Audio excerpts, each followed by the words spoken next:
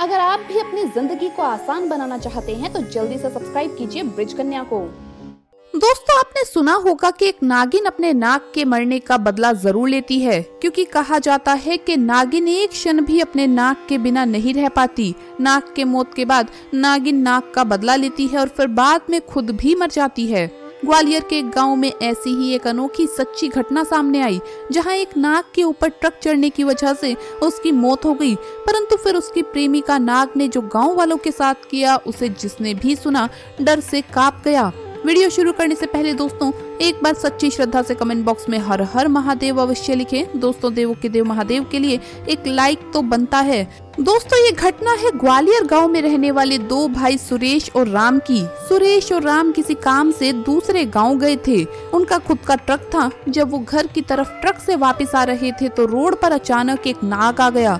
क्योंकि truck speed में था तो उन्हें पता ही नहीं चला कि कब नाग गाड़ी के नीचे आ गया। नाग की वहीं मौके पर मौत हो गई। कुछ देर बाद नाग के मृत शरीर के पास एक नागिन आई और काफी देर तक उसके शरीर के आसपास ही घूमती रही। दोनों भाइयों को पता ही नहीं चला कि उन्होंने एक नाग को मार डाला है। दोनों भाइयों ने मजे से रात को अपने माता पिता के साथ खाना खाया और सोने चले गए। परंतु आधी रात को एक नागिन खिड़की के रास्ते आई और सुरेश को उसने डस लिया। सुरेश तेजी से चिल्लाया तो नागिन खिड़की के रास्ते ही बाहर निकल गई। सुरेश के माता पिता और भाई राम ने जब सुरेश को देखा तो वो डर कर रोने लगे।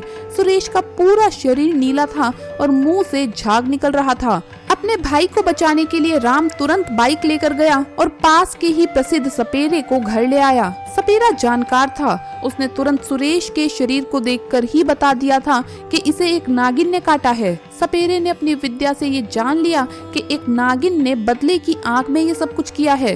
वो सपेरा राम और उसके माता पिता को बोलता है कि आपका ये लड़का सुरेश तो कब का शरीर त्याग चुका है, अब किसी भी हालत में उसे जिंदा नहीं किया जा सकता। परंतु आपके दूसरे बेटे राम को भी जान का बड़ा खतरा है, क्योंकि इन्होंने एक नाग की हत्या की है और उसकी नागिन आपके दोनों बेटों को मारना चाहती है और एक को मारने में सफल भी हो गई है। अब अगर आप अपने दूसरे बेटे राम को बचाना चाहते हैं तो जैसा मैं कहता हूँ वैसा आप कीजिए। आपको आज ही मेरे साथ अभी शिव मंदिर चलना होगा, क्योंकि नागिन आपके बेटे को मारने के लिए आसपास ही कहीं छुपी है और मौके की तलाश में है और केवल महादेव ही अब आपके बेटे को बचा सकते हैं। ये सब सुन राम के माता पिता के तो होश ही उड़ गए। अभी एक जवान बेटा मरा और दूसरे बेटे के प्राणों का खतरा। उन्होंने वैसा ही किया जैसा उस सपेरे ने कहा। वो शिव मंदिर पहुंचे। सपेरे ने राम से कहा कि महामृत्युंजय मंत्र का जोर जोर से 108 बार तुम्हें जप करना होगा।